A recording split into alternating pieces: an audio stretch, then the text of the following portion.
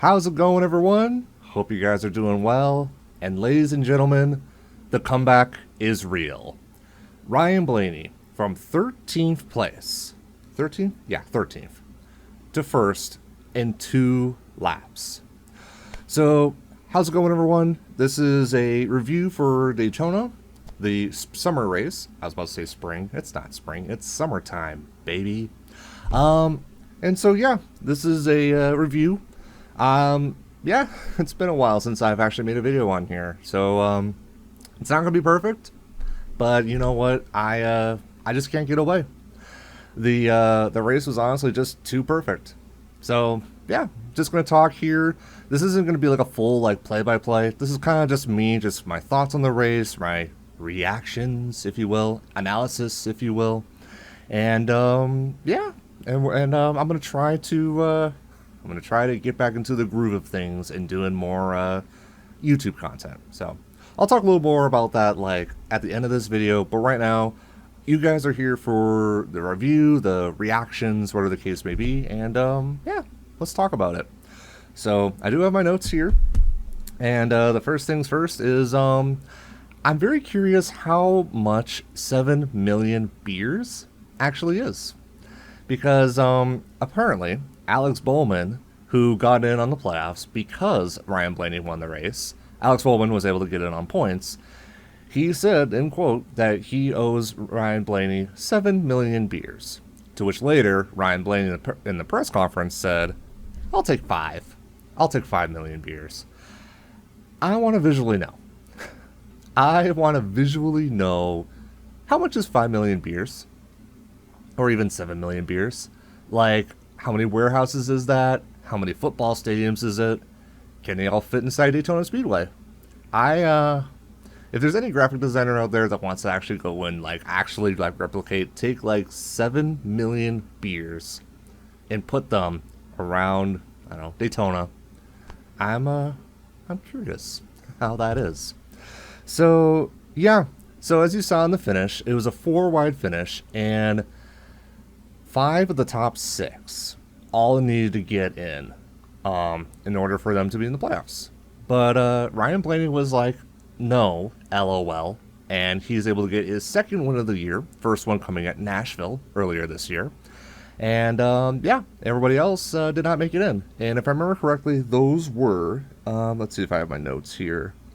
Yeah, so Daniel Suarez is the first one that's out.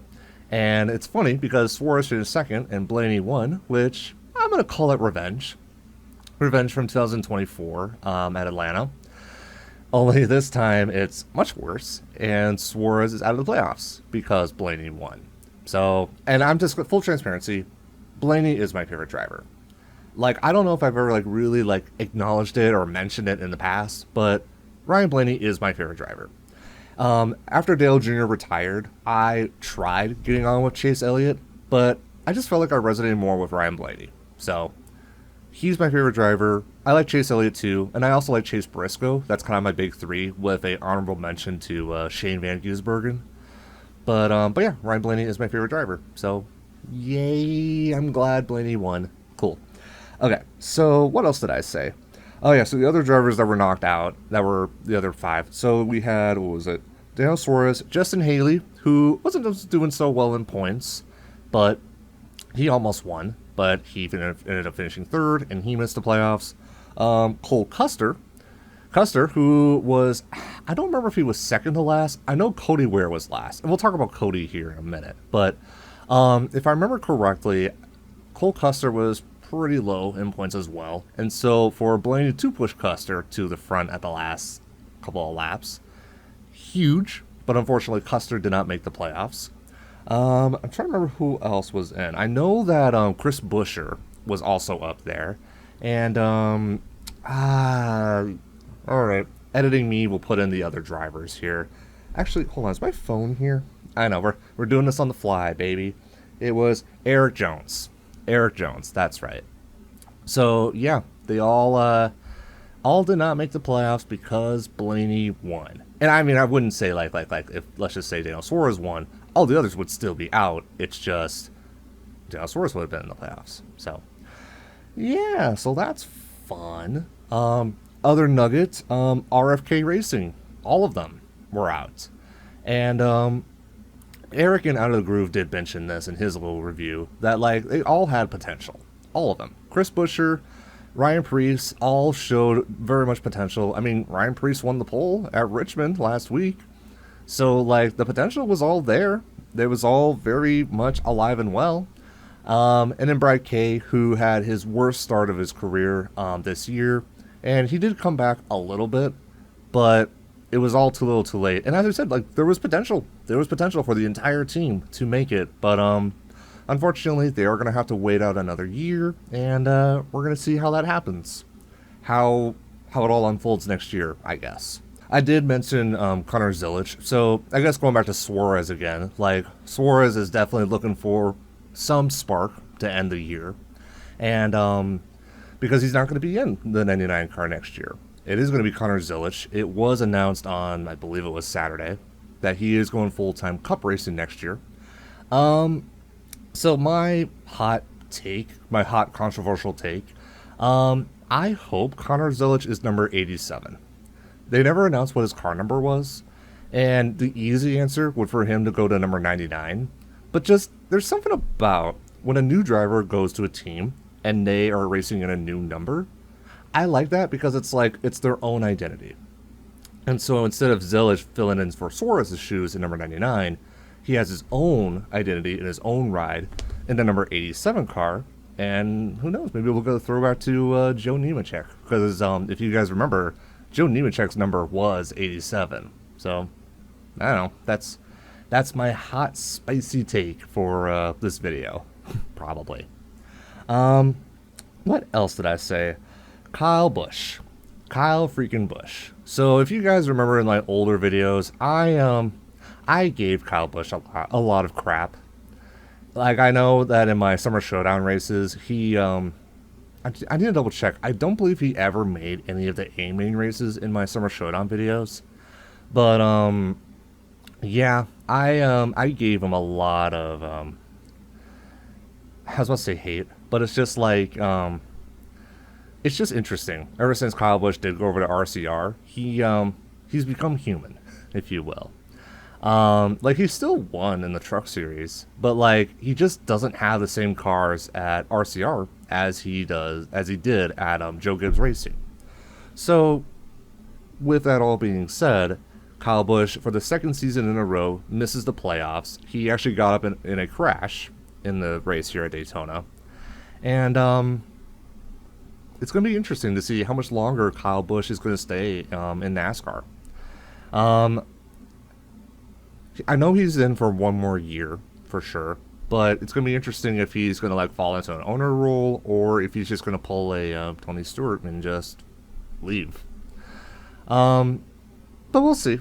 We'll see how all that goes. I was about to say it stinks. Yeah, I mean, it stinks. It stinks that Kyle Busch is not in. But at the same time, just like with RFK, he didn't win, and he didn't have the consistency of points, unlike Alex Bowman or Tyler Reddick, to be fully up there in the point standings.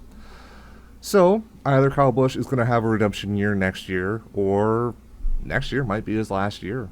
We're gonna find out, I guess. I need to be better with reactions. I know. But again, it's been, 3.5 years since I last made a video, so it'll get better. My reactions will be better, I guess. Cody Ware. Let's talk about Cody Ware for a minute. So, it's funny, because there was a picture before the race where Cody Ware had a fortune cookie. And the fortune cookie said, victory is just around the corner. And everyone on Twitter was like, oh my gosh, if Cody Ware wins the playoffs or wins the race, then the playoffs is broken. It's the catalyst to shift the playoffs or make adjustments to the playoffs. He did lead how many laps was it? Was it 23? 23 laps led in the race. And so like there was hope. And a lot of people were like, Carson Ware, what do you know? And it's like, it's all in the fortune cookie, baby. Unfortunately, he did not win the race. He finished somewhere in the top 20. Editing me will put it, I don't know, on the bottom or something like that. But he finished in the top 20. And so there was that chance. There was that chance where it's like Cody Weir could have just, excuse me, Cody Weir could have just shocked the world, and he could have won it. He could have won it all. But no, he did not. Ryan Blaney won. Will Cody Weir ever win a race? Let me know in the comments section down below. Let's see, what else did I say? Oh, okay, so here's another funny thing. I'm surprised not many people really emphasize on this. Going back to Chris Buescher again. Looking back on the finish, what if I told you Kyle Larson beat out Chris Buescher by 1/1000th of a second again? When I saw that tweet, and it's like 0.105 to 0.106, like that's just unreal. How like in the one race you had Blaney barely beating out Suarez, and then you also had Larson barely beat out Buescher, and it's like really. So what I hope is sometime in the future, Buescher and Larson have another side-by-side finish. Only this time Buescher gets his due diligence and Buescher beats out Larson. That's the hope, but that's just hilarious how it's like, again, Larson beats Buescher by 1/1000th of a second. But this time, it was for, I believe it was 6 over Chris Buescher instead of for the win. So, I don't know, I just thought that was hilarious. What else did I say? I already talked about Blaney beating out Suarez, like Revenge at Atlanta, so that's cool. Oh, here's another fun nugget. So the top 4, because again, this was our first, I would say, official 4-wide finish in the Cup Series. And it was 0.049 seconds between first and fourth. I don't think I could ever do that in 2003. Well, maybe I could if I really worked hard at it. But, like, the fact that, who was the 4? Blaney, Suarez, Haley, and Custer all finished within half a tenth of a second is kind of huge. And like the fact that on that entire last lap they were able to stay pretty close together the entire time. Yeah, I mean, sure, Custer and Buescher spun after they crossed the line, but like, it honestly could have been much worse. A car could have flown in the air, but which, small side note on that, I think the A-post did its job. Like, all the cars that spun, like the A-post flap did its job, and the cars did stay on the ground. Yeah. So, yeah. Sorry, I'm just trying to catch my thoughts here for a minute. But yeah, I mean, the finish was clean, and everyone came back to the line. And they all did come back down pit road, because like Chris Buescher, if I remember correctly, like he spun out, but he didn't hit like the inside wall or anything like that. So that's cool, I guess. And then oh yeah, and then another thing that I saw too that's interesting is I believe this is the first time that like we really see the pavement at Daytona showing its age. Yeah, because the track Daytona was repaved in 2011. And it's just been smooth as butter throughout the entire, how many years are we at now? 14, 15 years that we've had this now.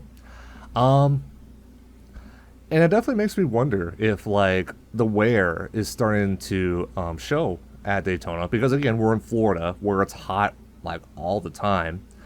And it definitely, like, it's not, like, a lot. But it's, like, it definitely, like, I'm definitely seeing cars having, or drivers trying to, like, challenge the cars. I don't know if that's the right wording, but it's like, it's not as formidable.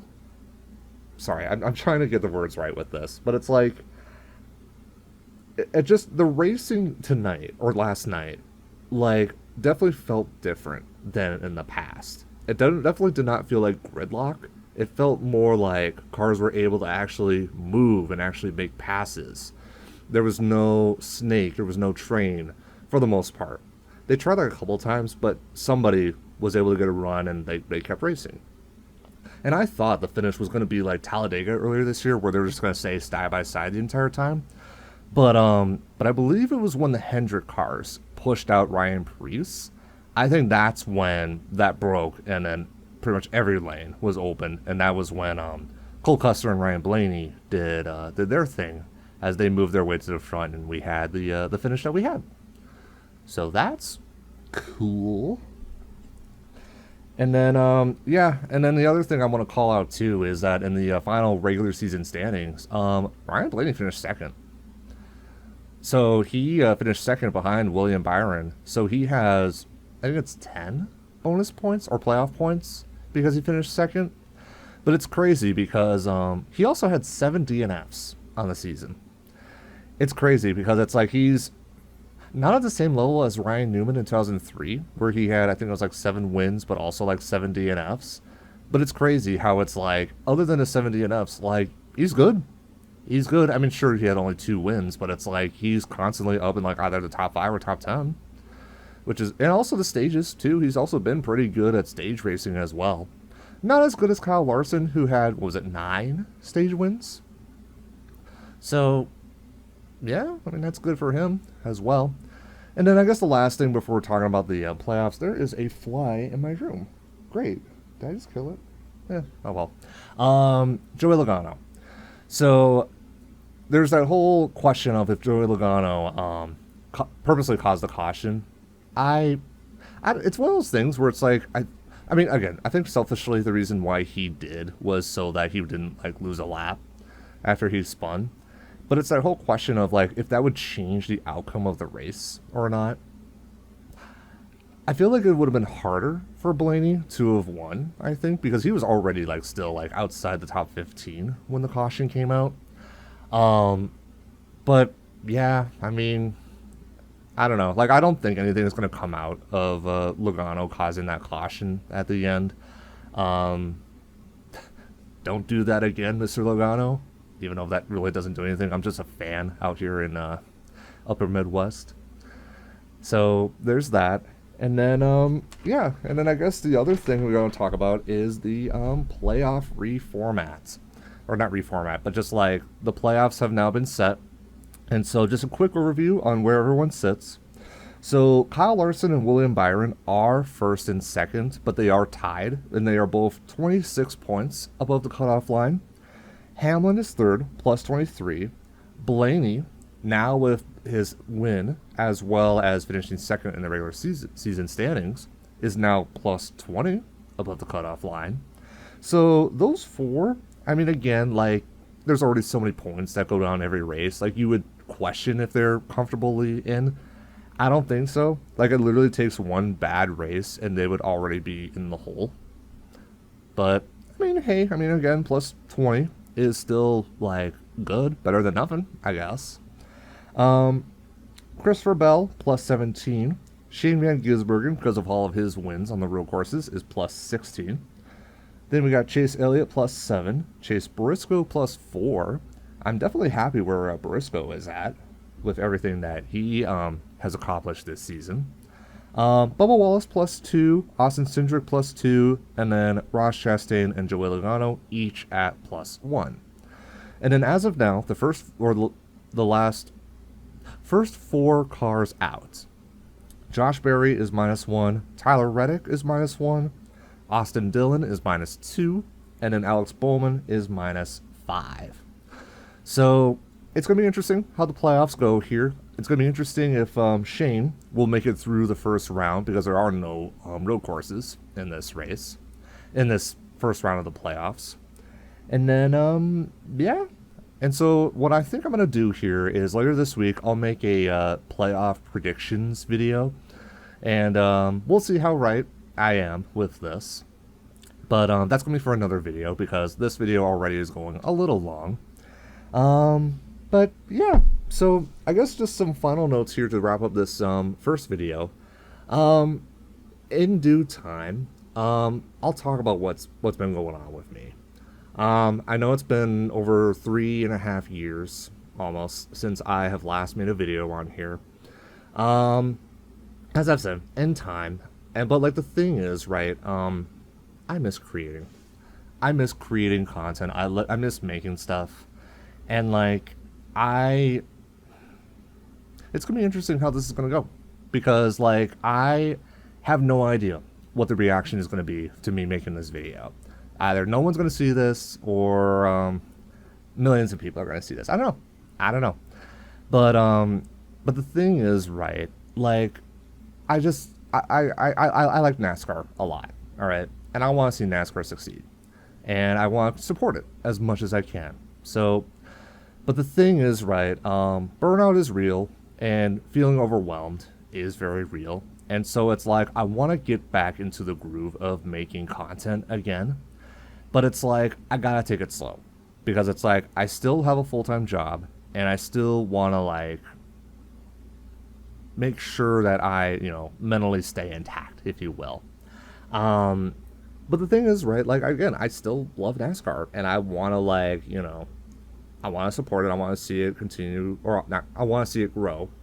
And, yeah, well, I just want to see, like, where it all happens. So, yeah, and then I guess the last thing I would say is, like, again, I want to get back to making content again. But some things I'm just going to say right now, I have no plans to continue the Dale Earnhardt series. I know that is the series that really like got me off the ground here, but I think that's a relic of the past, and like that should just stay as is. And then the other thing is the One More Spark series. Like if I do that, I am gonna just start over again. Like that's what I did back in 2017 was also a relic of the past, and like I like that, but it's like I have better equipment and again, like if I go in that direction, like I just would rather start from scratch. So yeah, I think that's it. I hope you guys survived this rambling video here. I try to make it as interesting as possible, but yeah, we're gonna see how it all goes. So thank you guys so much for watching. Hopefully you guys are still here, and yeah, I gotta figure out a better way to end these videos. So yeah, I don't know. I guess what do all the other YouTubers say? Leave a like, leave a comment. I don't know. What's your guys' takeaways from the Daytona race? How about that, huh? I guess we'll just leave it at that. So, with that being said, thank you guys as always for the love and support. Thank you guys as always for the patience, because again, I know it's been a lot and it's been a while since I've made a video on here, but it feels good. It feels good to talk. It feels good to edit, and it feels good to be back. So, okay, I'm gonna shush now. Thank you guys so much for watching, and this is Griff Dog saying so long. Until next time.